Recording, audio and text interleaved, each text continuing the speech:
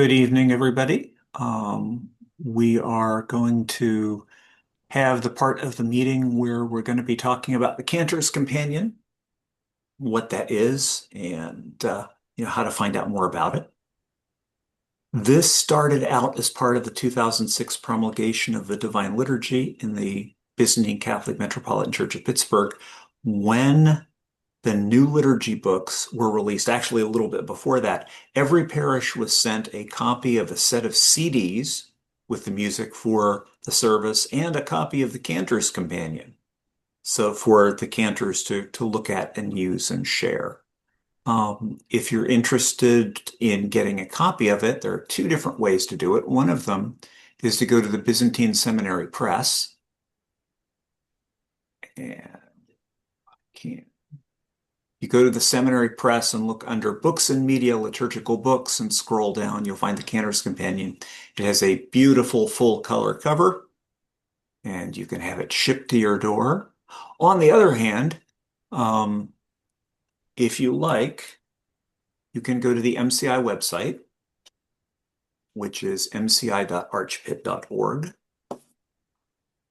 And at the very top, there's a separate video discussing everything that's on this website. If you look under publications and official publications, the very second item is the Cantor's Companion, which is a companion book to the Divine Liturgies book, the Green Book.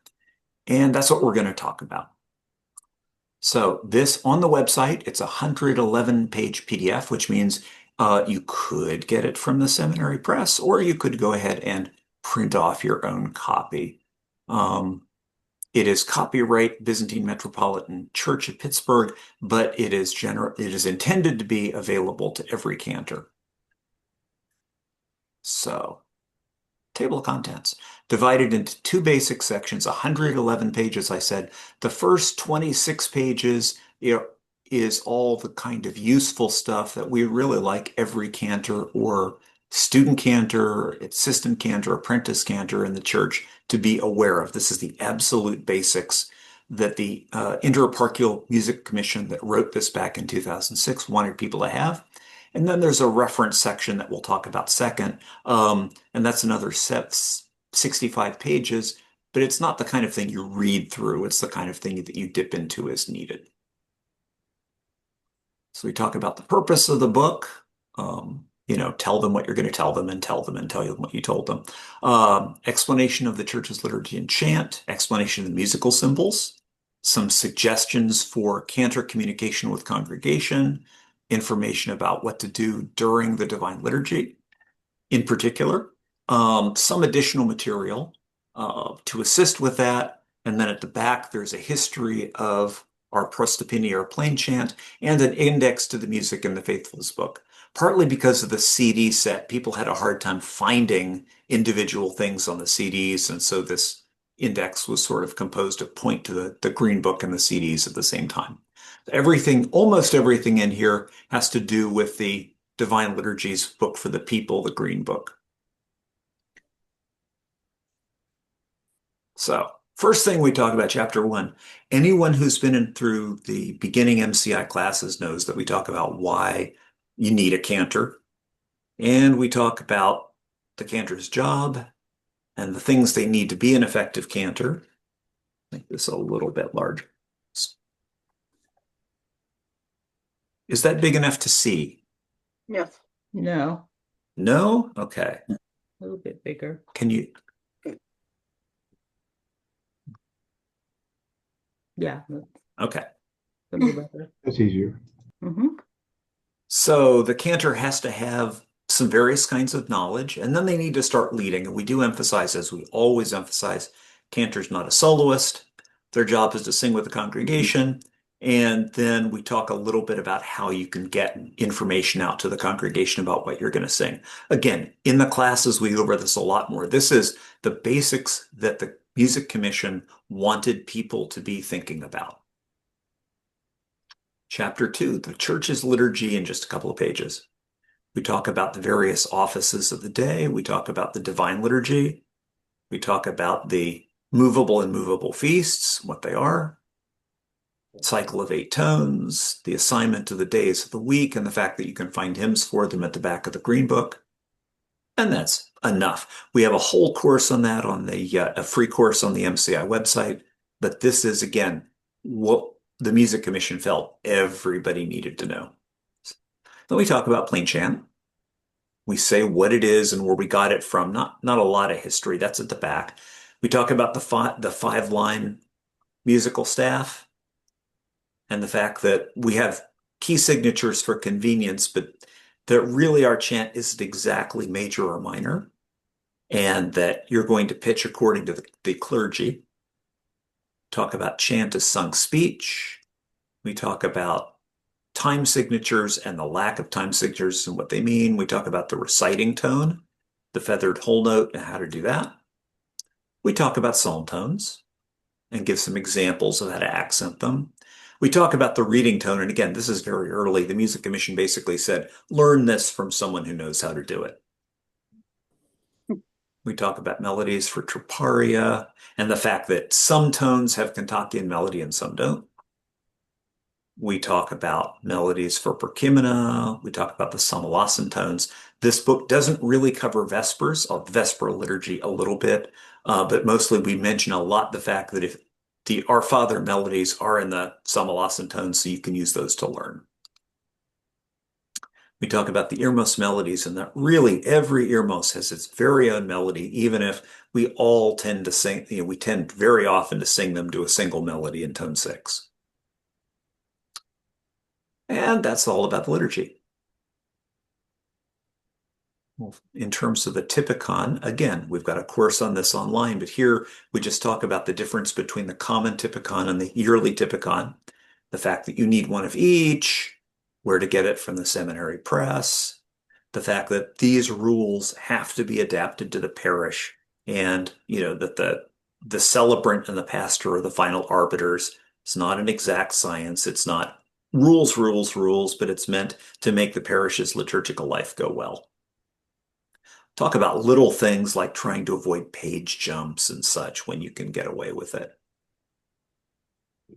Some of this is just really, really basic issues of leadership and what the cantor should be thinking of when they're actually leading singing at the liturgy. Again, this is mostly pointed at experienced cantors or at apprentice or new cantors just to give them an idea of what's going on. But also we wanted to talk about some of the things that were different in this book. So for example, talk not only about preparing for the Divine Liturgy, but what you can do beforehand, about the fact that the Music Commission somewhat wanted to emphasize scriptural and liturgical hymns, especially during the liturgy. And we just talk about how you sing the different parts and what your choices are all through the basic Divine Liturgy. Do I do typical psalms or do I do antiphons? And the fact that, for example, the hymn of the Incarnation is followed by the third antiphon. We had some places, for example, that used to do combinations like the two typical psalms followed by O Only Begotten, followed by the third antiphon instead of the Beatitudes, so kind of mix and match. And we tell people, look, you have these options, but please use them the way they're intended.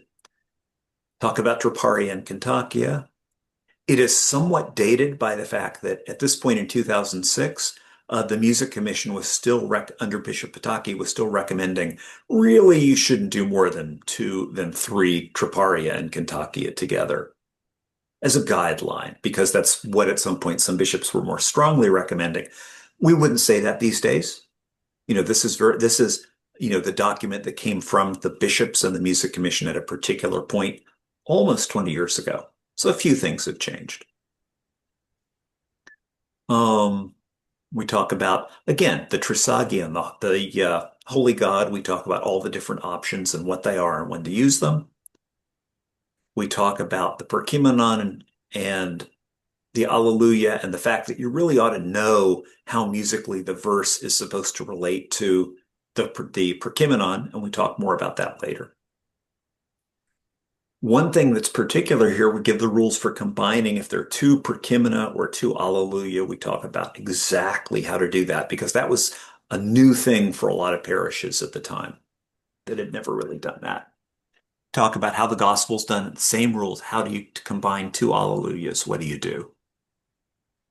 Melodies for the cherubic hymn, melodies for the anaphora. We start explaining like the ABC letters and the fact that where possible, the cherubic hymn melody can be used also for the acclamation. We praise you, we bless you in the communion hymn. Talk about the hymn to the Theotokos and when you use a magnification and earmos, and the fact that there are two different settings, an easy one and a hard one. Except that, as we note here, for Nativity, Theophany, and Pascha, the earmos is so easy that we don't give the tone six version. So, like, we're explaining the choices here. We talk about the Our Father and why there are 10 different versions. Talk about the communion hymns and how to do the singing. The fact that, some places do other hymns and kind of give the gradations of which ones are preferred. And then exactly how to do it, including, what to do if you run out of psalms and that sort of thing. Finishing up the Divine Liturgy, many years or eternal memory, that's it. And then slightly faster, we go through the Divine Liturgy of Basil the Great, just explaining the different melodies, that there's two different sets, choose one or the other, and what pages they're on. When you do in you a woman full of grace, and when you do something else. We talk, for example, about the fact that on Holy Saturday, there's a different hymn that's not in here and so on. And we talk about if you're doing a divine liturgy for the departed, and I don't know about other people's experiences, but lots and lots of parishes, when they did a weekday liturgy 30 years ago, they would do the ones for the departed every day. And so we talk a little bit about, how you move into doing the Green Book versions of these. Also, the fact that there's a panachida in the back of the book. And the placement of that right after the propers for the departed is intentional so that you can just flip the page and keep going. And we mentioned that those parts that aren't normally done on Saturdays or Sundays or during Bright Week. So almost to the end, we talk about the Vigil Divine Liturgy because that was another thing that was new to a lot of people, but they put the material in the books largely for two reasons. One of them was to expose people to Vespers that had never had it except during, Holy Week. And also because of the shortage of clergy or the fact that there were parishes that really wanted to have an evening divine liturgy. The emphasis was if you do an evening divine liturgy, which is not very traditional, then you can do it in a slightly more traditional way by doing it with the Vespers part first. So we give the rules for exactly how to do it. In particular, we talk about how you sing Psalm 103, how you sing Psalm 140, do Joyful Light in the Prokimena, and then how you transition into the Divine Liturgy. So that's pretty much all the stuff to tell the cantor about how to do things. It's like the most basic boot camp you could come up with in 25, 30 pages. Any questions? No. So the next part of it, the remaining, 3/4 is all the reference stuff. And this is, again, the stuff that they may not have known the first stuff was there. They definitely don't know about a lot of this. So for example, we have a page with how you announce all the books of the Old Testament. And this is essentially translated from the Slavonic. Some of them is, for example, a reading from the first book of the Chronicles of the Kings of Israel is the full title, not just a book of Chronicles. And then we have the proper way to introduce all the books of the New Testament. We do a little bit of this with the reader's course, but this is a handy reference. You can print it off on, one sheet of paper front and back and, put it in a lamination folder and leave it around somewhere to find. That's a good idea. And it also explains the opening words that you're supposed to use. So for example, unless otherwise specified, the salutation is brothers and sisters. So even though it says brethren in some of the versions of the epistle book, this is what the bishops wanted our readers to do. Except for, again, some of the ones from particular apostles, like the letters of John, have different beginnings. And this goes back to the Slavonic way of doing it. And then the next thing we said, well, if you do a vigil divine liturgy, we have the music for all the stichera, right? But we don't have the music for the psalm verses.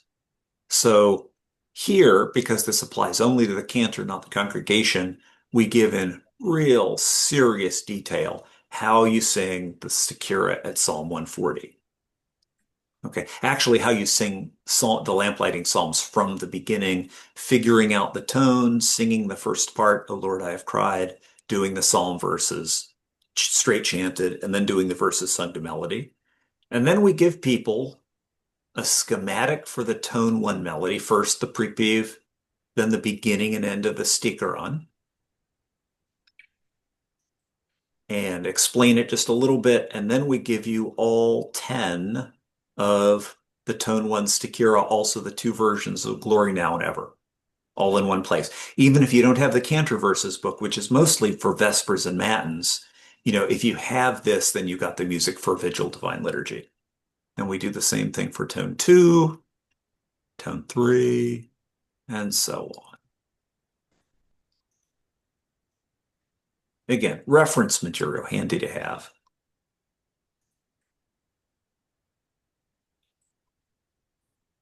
It does assume you have a little bit of experience with solfege or can find a piano or somebody to teach you the melody if you don't know it. And then we do something similar with the Prakimenon Alleluia. We give the Prakimenon melody and a verse and the Alleluia in the same tone and the verses for people to practice. Now, what the Music Commission did not do, what the MCI did in its instructional materials, is add a short staff afterward showing where the psalm verse would be sung, what pitch it would be at. If we ever did a new version of this and reprint it, I would absolutely add that because it turned out to be helpful.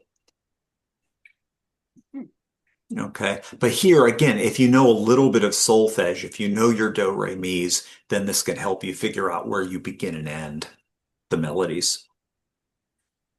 Tone 4, 5, 6.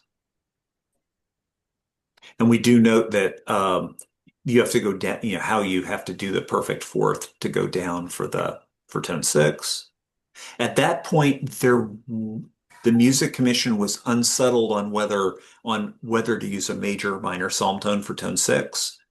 A lot of that came out of the MCI classes in Pittsburgh the year before and the year after the Green Book came back really settled on that as a tradition that a lot of the older cantors were familiar with that worked well with the melody. And that's what we've been teaching since. That's not really in here. Now, here's another thing that some people find terribly useful and had no idea existed. This is a table of all the communion hymns in the Green Book with the opening words on the left and then the table showing if you want to sing, for example, "I shall take the chalice," but I want to use Trubicon E today, where in the propers in the book can I find this particular communion hymn? Because when they distributed the communion hymns among the various feasts, they tried to mix it up and not always use just Melody A or something like that. And this saves you from looking through the whole book trying to find, where these different versions of the communion hymns are.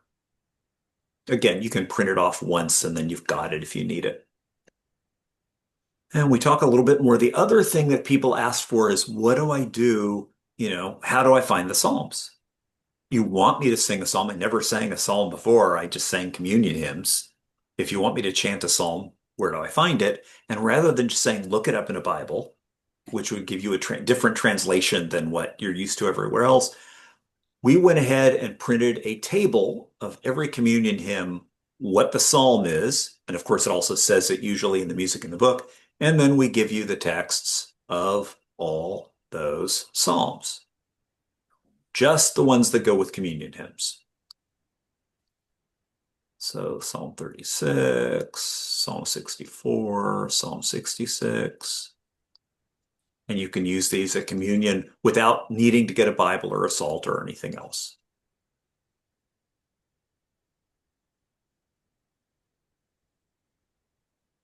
And there are three or four communion hymns that are not taken from the Psalms, like the one for Pascha. And here, from the manuscript tradition, the Liturgy Commission found the verses that were used in the Constantinopolitan liturgy books from centuries ago when they had lots of people going to communion. What were the verses you would sing on Pascha? And so they translated them. And what would you sing on mid-Pentecost? What would you sing on February 2nd? And they included those as like special communion kind of psalm-like things that you can sing with the Alleluia.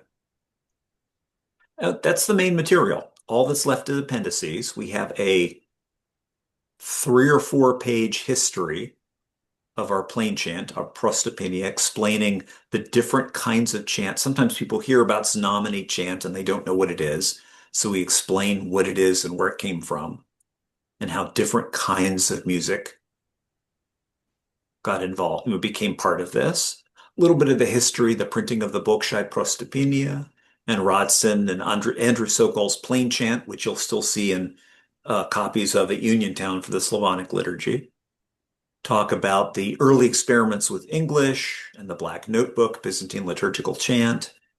Father Pop's Etymologion and how the Music Commission came to be. And then a page explaining how did the Music Commission work up this music, their methodology and their priorities and so on. And that's all explained. And then finally is a list of all of the different music in the Green Book in order with the page numbers it's on. So you can really kind of scan through and find any particular thing you're not sure where to find. It's a little less necessary if you've printed off from the MCI website the detailed table of contents.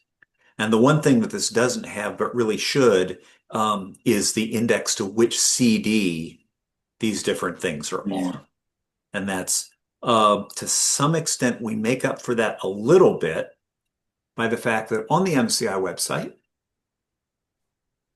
if we go back, and this is again, we talked about the website on another Cantor chat, but if you go to the recordings page at the very top, you will find that entire 7 CD set, all the recordings broken out and indexed so you can listen to them, to your heart's content over and over and over without having to go out to your car and see if you still have a CD player. I mean, there had been a push early on to have people actually go and get the CDs, but particularly because we link to these from the online classes, there's no real substitute for like immediately being able to click a link and being able to listen to one thing or another. So that brings us to the end of the Cantor's Companion. Again, you can get a copy of the PDF, or you can print it with a beautiful color cover from the Byzantine Seminary Press. And who knows, your parish may even have the copy that was originally sent to them 19 years ago. But in any case, it's a useful thing to have. It's something that you can give to new cantors or assistant cantors and say, make sure you read at least the first, 20 pages or so and, come back with questions if you have any. All of this is preparatory to the Cantor education program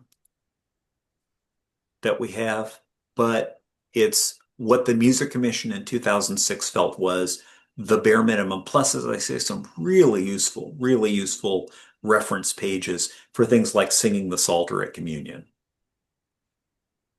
And that's what I got.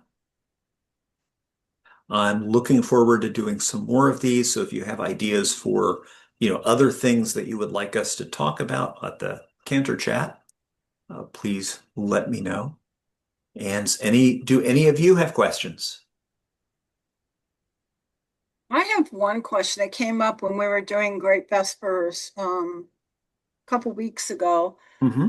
For the Bohar melodies that during the Apastica, is there not any music for the glory and now and forever?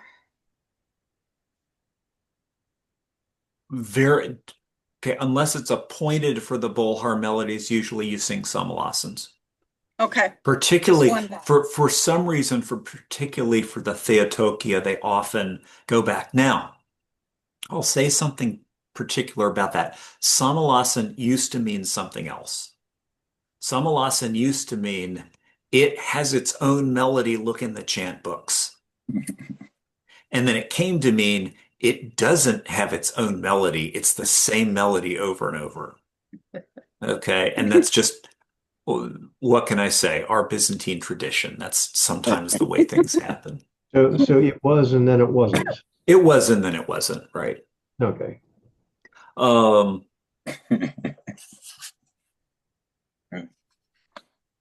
all right. Well, thank you very much.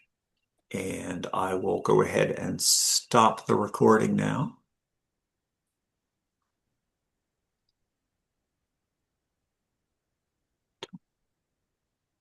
There's got to be a button to stop the recording somewhere.